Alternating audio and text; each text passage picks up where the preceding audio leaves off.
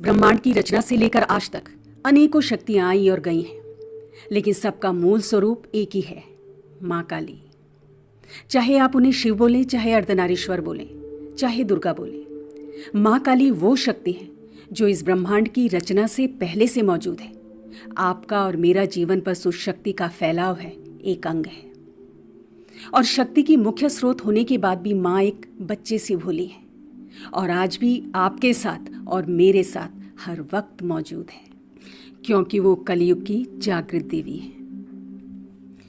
दोस्तों, आपने आज जिस भी वृक्ष को छुआ है, जो भी हवा का कण अपने अंदर लिया है, आपने जो आज सूरज को उगते हुए देखा है, और आज शाम आज जो चंद्रमा आप देखेंगे, जिस चंद्रमा की शीतल चांदनी को आप महसूस करेंगे, उन सब में माँ काली स्वयं विराजमान है। बस होता क्या है दोस्तों कि अगर कमरे में अंधेरा है ना, तो वहाँ रखा खजाना भी हमें नज़र नहीं आ सकता। और ऐसा ही अंधकार कई लोगों पर छाया हुआ है, तर्क और कुतर्क का अंधकार। और ये जो तर्क और कुतर्क का अंधकार है ना, वो उन्हें खुद से ही और माँ काली से बहुत दूर लेकर चला जाता है।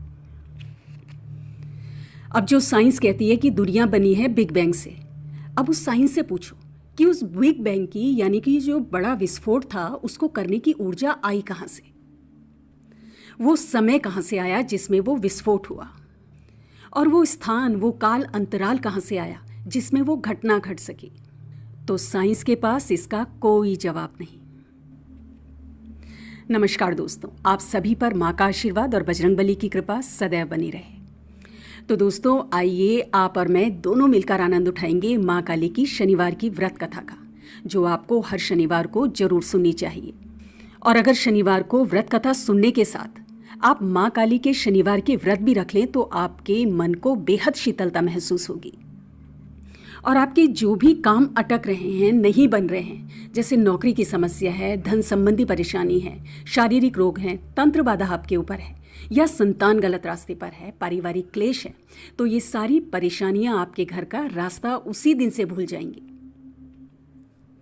शनिवार का माँ का व्रत कैसे रखना है, क्या आपको खाना है, उद्यापन कैसे करना है, ये सारी बातें मैंने पिछली वीडियो में बताई हुई हैं। अगर आपने वो वीडियो नहीं देखी है तो ज़रूर देखें, लिंक मैंने डिस्क्रिप्शन में डाल दिया है। तो चलिए दोस्तों, अपने आसपास की सारी दुनिया को भूल जाते हैं और डूब जाते हैं माँ काली की शनिवार की व्रत कथा। एक महानगर में रिटायर्ड प्रोफेसर कालीचरण अपनी पत्नी शीला देवी, पुत्र दीपक, पुत्रवधू दुर्गा और पुत्री पूजा के संग रहते थे। रिटायरमेंट के समय दीपक की उम्र 22 वर्ष और पुत्री पूजा 15 वर्ष की थी। रिटायर होने पर उन्होंने अपना सारा फंड और बचत का धन मकान बनाने में लगा दिया। जो थोड़ा बहुत था वो दीपक की शादी में लगा दिया। अब पुत्री पूजा 22 वर्ष की हो चुकी थी और शादी के लिए पैसा नहीं था। सभी चिंतित रहते थे। एक दिन पुत्रवधू दुर्गा की एक सहेली ने मातेश्वरी काली का 9 शनिवारों तक व्रत करने की सलाह दी। उसने कहा कि भगवती काली 9 शनिवारों तक व्रत और पूजा करने पर सभी मनोकामनाओं की पूर्ति कर देती हैं। पूरा परिवार पूजा की शादी को लेकर बहुत दुखी और चिंतित रहता था। तो इसीलिए माँ शीला देवी, पुत्रवधू दुर्गा और पूजा ने ये व्रत करना आरंभ कर दिया। 2 शनिवार व्रत किया ही था कि पढ़ी लिखी पूजा को एक अच्छी नौकरी मिल गई। पूजा की शादी में सबसे बड़ी परेशानी धन की कमी थी और साथ ही उसका मांगलिक होना था। 2 मास में ही पूजा की योग्यता, काम के प्रति उसकी लगन और शालीन व्यवहार के कारण तरक्की देकर उसे जनरल मैनेजर का स्टेनो बना दिया गया। अब उसकी तनख्वाह कई हजार रुपए थी। घर का खर्च दीपक चला रहा था। पूजा का 3/4 वेतन शादी के लिए जोड़ा जाने लगा। दीपक को भी तरक्की मिल गई थी। उसके दफ्तर में काम करने वाली एक साथी ने कहा कि उसके मामा जी का लड़का मंगली है और मंगली होने के कारण कोई अच्छी लड़की उन्हें नहीं मिल रही है। यदि कोई सुंदर सुशील मंगली लड़की मिल जाए तो मामा जी बिना दहेज के ही अपने पुत्र की शादी कर देंगे। दीपक अपने मित्र के साथ मामा जी से मिला, लड़के शिव कुमार को देखा और शादी की बात करी। घर पर आकर दीपक ने ये बात सभी को बतलाई। सभी प्रसन्न होकर भगवती का गुणगान करने लगे। अगले रविवार शिव कुमार के माता पिता अपने परिवार सहित दीपक के घर आए। पूजा ने उन्हें चाय नाश्ता सर्व किया और दोनों परिवार वार्तालाप करते रहे। दीपक के माता पिता, पत्नी और पूजा को लड़का बहुत पसंद आ गया। शिव कुमार के पिताजी ने कहा कि उन्हें पूजा बहुत पसंद है। वो बिना दहेज के एक साड़ी में ही अपनी पुत्रवधू को ले जाने के लिए तैयार हैं। उन्होंने पूजा के पिता से कहा कि आप किसी पंडित से मिलकर शीघ्र से शीघ्र शादी का मुहूर्त निकलवा लीजिए। मां काली के 9 शनिवारों के व्रत के उद्यापन के 6 महीने के अंदर ही ये कार्य हो गया था। शाम को पूरे परिवार ने मातेश्वरी काली की धूमधाम से पूजा की और उनसे निर्विघ्न तथा धूमधाम से शादी की व्यवस्था करने की प्रार्थना की। साथ ही उन्होंने कहा कि माता, अब हम आपका 9 शनिवारों का व्रत रखेंगे, शादी का सारा इंतजाम आपको ही करना है।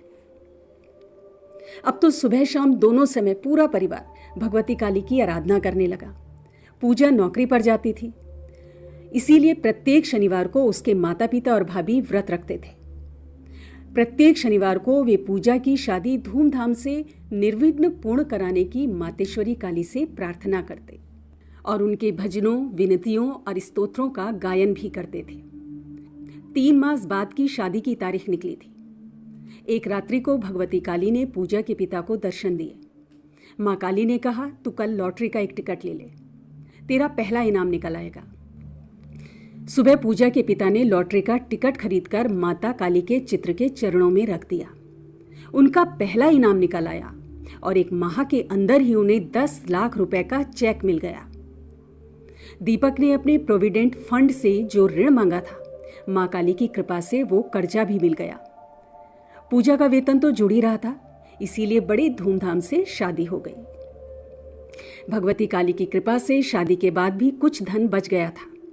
उन्होंने भगवती के विशाल जागरण का आयोजन किया।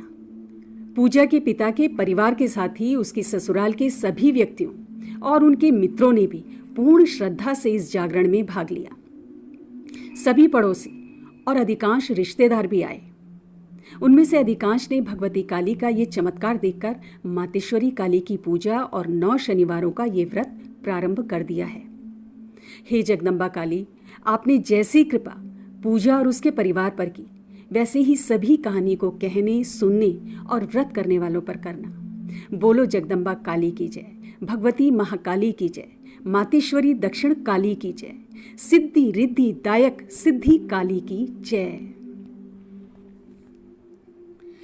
दोस्तों, अब अपने आप से पूछिए कि आपको ये कथा सुनकर मन में शीतलता का अनुभव हुआ कि नहीं। और शीतलता का अनुभव हुआ है, मुझे पता है। तो आप ये कथा हर शनिवार जरूर सुने। और व्रत रखा है साथ साथ तो बहुत ही बढ़िया है। नहीं रखा है तो भी कोई बात नहीं, ये कथा लगाकर इसके साथ माँ के ध्यान में बैठ जाएं हर शनिवार। अगली वीडियो में बहुत जल्द मिलती हूँ। माँ की भक्ति में डूबे रहें, निश्चिंत रहें, अपना ध्यान रखें। जय माता दी, जय बजरंगबली।